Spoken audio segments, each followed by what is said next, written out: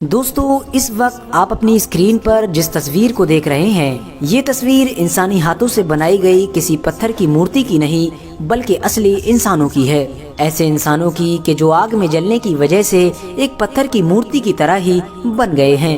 اور سب سے زیادہ حیرانی کی بات یہ ہے کہ آگ میں جل کر ایسی حالت میں بدل جانے والے یہ انسان گنتی میں 4 6 یا 8 10 نہیں بلکہ پورا کا پورا ایک شہر تھا، ایک ایسا شہر کہ جس میں 20,000 سے بھی زیادہ لوگ رہا کرتے تھے، اور وہ سارے کے سارے ہی لوگ پل بھر میں آگ سے جل کر ایسی حالت میں بدل گئے تھے۔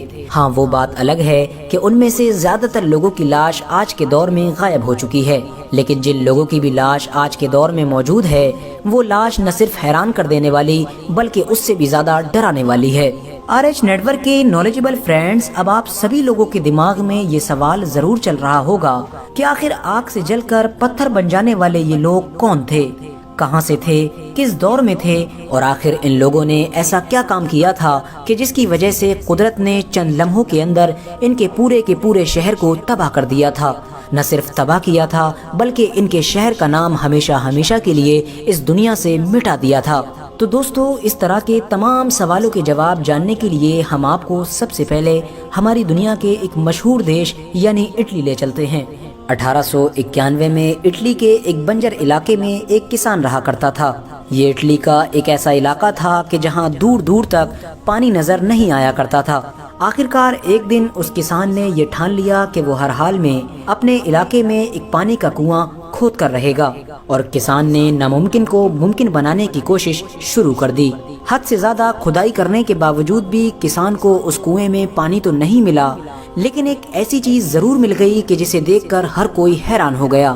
کسان کی اس کھدائی کی وجہ سے ایک نیا شہر ڈھونڈ لیا گیا تھا، ایک ایسا شہر کہ جس شہر کی ایکسپرٹس کو کئی سو سالوں سے تلاش تھی، جس شہر کا نام پومپئی تھا۔ اس شہر کی گنتی رومن ایمپائر کے دور میں دنیا کے سب سے ترقی پائے ہوئے شہروں میں ہوا کرتی تھی۔ یہ شہر دیکھنے میں جتنا خوبصورت اور دلچسپ ہے اس سے کہیں زیادہ ڈراونا بھی ہے۔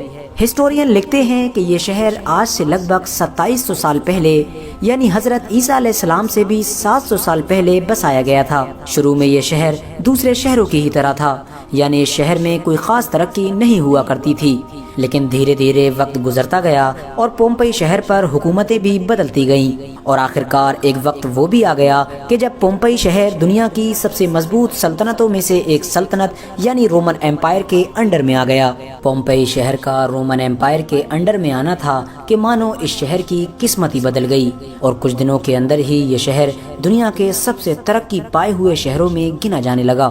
اس دور میں پورے رومن ایمپائر میں کوئی بھی ایک ایسا شہر موجود نہیں تھا کہ جو بزنس یعنی ویاپار کے معاملے میں پومپئی شہر کو ٹکر دے سکے، کیونکہ پومپئی شہر میں بزنس یعنی ویاپار کا معاملہ حد سے زیادہ مضبوط ہو چکا تھا۔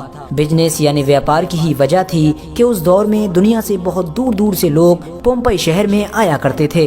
لیکن دوستو شاید آپ کو بہت تیز کا جھٹکا لگے گا کہ جب آپ کو یہ پتا چلے گا کہ پومپئی شہر میں رہنے والے لوگ کیا بزنس کیا کرتے تھے، آخر ان لوگوں کا ایسا کیا ویاپار تھا کہ جس کی وجہ سے وہ چند دنوں کے اندر ہی دنیا کے سب سے امیر لوگ بن گئے تھے۔ دوستو پومپئی شہر میں رہنے والا ہر انسان ہم جنس پرستی یعنی جسم فروشی کا بزنس کیا کرتا تھا۔ یہ شہر جسم فروشی کے دھندے میں کتنا زیادہ ترقی کر چکا تھا، اس بات کا اندازہ آپ صرف اس بات سے لگا سکتے ہیں کہ شہر میں رہنے والا بوڑھے سے بوڑھا انسان یا چھوٹے سے چھوٹا بچہ بھی اس ویاپار سے پاک نہیں تھا۔ شہر میں رہنے والا ہر انسان چاہے وہ اپنی خوشی سے ہو یا پھر مجبوری میں ہو اس گندے کام میں شامل ہو چکا تھا۔ اس شہر کے حالات اتنے زیادہ خراب ہو چکے تھے کہ اس شہر کا ہر دوسرا گھر بروتھل یعنی کوٹھا ہوا کرتا تھا۔ شہر میں رہنے والے لوگ دوسری جگہوں سے جوان لڑکیوں کو خرید کر لایا کرتے تھے اور انہیں اپنے بروتھل میں استعمال کیا کرتے تھے۔ دوستو اگر ہم یہ کہیں تو کہنا شاید غلط نہیں ہوگا کہ اس شہر کی پوری اکانومی ہی اسی بزنس پر ڈیپینڈ تھی۔ اس گندے بزنس میں شہر میں رہنے والے عام لوگوں کے ساتھ ساتھ محل میں رہنے والے وزیر، جنرل، گورنر اور سپہ سالار بھی شامل تھے۔ پومپئی شہر میں رومن ایمپائر کے سبھی وزیر اور جرنیلز یا تو کسی نہ کسی بروتھل یعنی کوٹھے کے مالک تھے یا پھر وہ خود ہی اس گندے بزنس میں شامل تھے۔ مرد تو مرد، شہر کے شاہی محل میں رہنے والی عورتیں بھی اس گندے بزنس سے سلامت نہیں تھیں۔ بڑے بڑے وزیروں اور جرنیلز کی بیویاں اس بزنس میں شامل تھیں۔ اور حیرانی کی بات یہ ہے کہ ایسا کام کرنے پر شرمندہ ہونے کی بجائے اس شہر میں فخر محسوس کیا جاتا تھا۔ جو انسان بھی جسم فروشی کے بزنس میں جتنا زیادہ آگے ہوا کرتا تھا اسے اتنی زیادہ ہی عزت دی جاتی تھی۔ دوستو، دنیا کا یہی وہ پہلا شہر تھا کہ جہاں پر نہانے کے لیے ایسے باتھ روم کا انتظام کیا گیا تھا کہ جس میں مرد اور عورت ایک ساتھ نہا سکیں، یعنی وہ باتھ روم کم اور بروتھل زیادہ تھے۔ دوستو، اس شہر میں سینکڑوں بروتھل ہونے کے ساتھ ساتھ ایک بڑا بروتھل بھی بنایا گیا تھا۔ یہ بروتھل شہر کے بالکل سینٹر میں تھا اور یہ شہر کا سب سے بڑا بروتھل تھا۔ یہ ایک 2 منزلہ عمارت میں بنایا گیا تھا جس کی نیچے والی منزل عام لوگوں کے لیے تھی اور اوپر والی منزل خاص طور سے شاہی خاندان کے لیے تھی۔ اس اوپر والی بلڈنگ میں جب بھی محفل سجا کرتی تھی تو عیاشیوں کی ساری حدیں پار کر دی جاتی تھی۔ اس محفل میں سگے بھائی بہن جیسے رشتوں کا بھی خیال نہیں رکھا جاتا تھا۔ دوستو، اس شہر کی کھدائی میں کھنڈروں کی دیواروں پر جو تصویریں ملی ہیں وہ یقیناً حیران کر دینے والی ہیں۔ ایسی گندی تصویریں کہ جنہیں دیکھ کر کوئی بھی عزت دار آدمی اپنی آنکھوں پر فوراً ہاتھ رکھ لے گا۔ دوستو، گندے ویاپار کے ذریعے سے حد سے زیادہ ترقی پا جانے والا یہ شہر ایک جوالا مکھی پہاڑ کے پاس آباد تھا، جس پہاڑ کا نام ویسوویس تھا، جو آج بھی اٹلی دیش میں موجود ہے۔ ایک خطرناک جوالا مکھی پہاڑ کے پاس آباد ہونے کے باوجود بھی اس شہر میں رہنے والے لوگ ذرہ برابر بھی ڈر محسوس نہیں کیا کرتے تھے، بلکہ وہ تو ہر وقت ہی اپنی رنگرلیوں اور عیاشیوں میں مست رہا کرتے تھے، کیونکہ ان کا یہ خیال تھا کہ جب 700 سالوں میں کچھ نہیں ہوا تو آخر اب کیا ہو سکتا ہے۔ لیکن دوستو، بھلا قدرت کے قہر سے کون بچ سکا ہے، اور ظاہر ہے اس شہر میں برائیوں کا پانی اب سر سے اوپر جا چکا تھا۔